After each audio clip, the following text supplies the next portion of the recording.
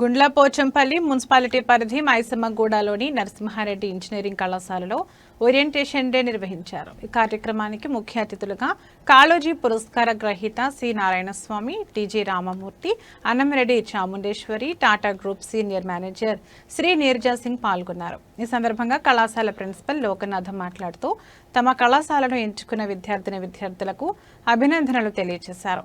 శక్తి వంచన లేకుండా తమ వంతు సహకారం ఎల్లప్పుడూ విద్యార్థులకు అందజేస్తామని తెలిపారు. I request all the head of the department. Important in our life to take care of our education and then balancing of our family and taking care of the parents, and just be calm during that times. Take some breathing relaxation techniques. When you are anger, just move on. That's it. So ఇక్కడ అన్ని facilities ఉన్నాయి. ఇక్కడ అన్ని almost coordination మీకు ఏదైతే అవసరమవుతాయో అన్నీ కూడా ఉన్నాయి. మీరు చేయాల్సిందంటే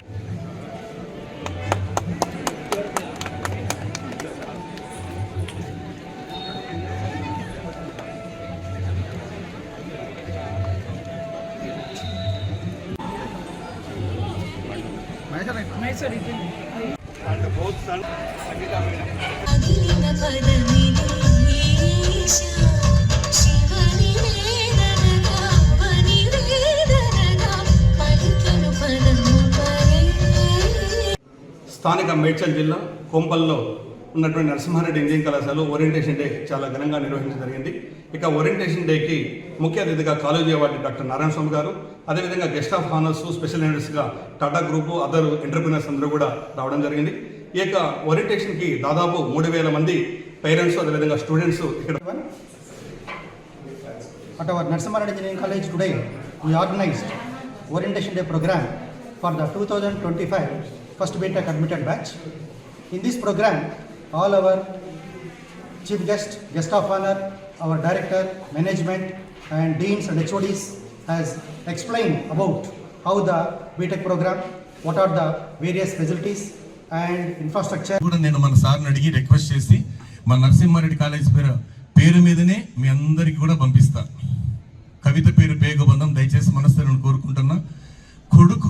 కొడుకు మీద మా తల్లికి విపరీతమైన ప్రాణం సార్. కొడుకంటే ఎంత ప్రాణం అంత, మరి అది వేరే, కూతురు కథ వేరు. మా నారాయణ స్వామి సార్ చెప్తాడు, కూతురు విషయం వస్తే లేక ఇంట్లో తల్లిదండ్రులకు కలిగింది ఒక్క బేటీ, అందువల్ల ఇంది ఆ ఇల్లు బ్యూటీ, ఆడబిడ్డ తండ్రి లోకాన ఘనాపాటి అని. ఆడబిడ్డ విషయానికి, అమ్మ విషయానికి వస్తే, కొడుకు విషయానికి వస్తే, నాన్న ప్లీజ్ లిసన్ విత్ గ్రేట్.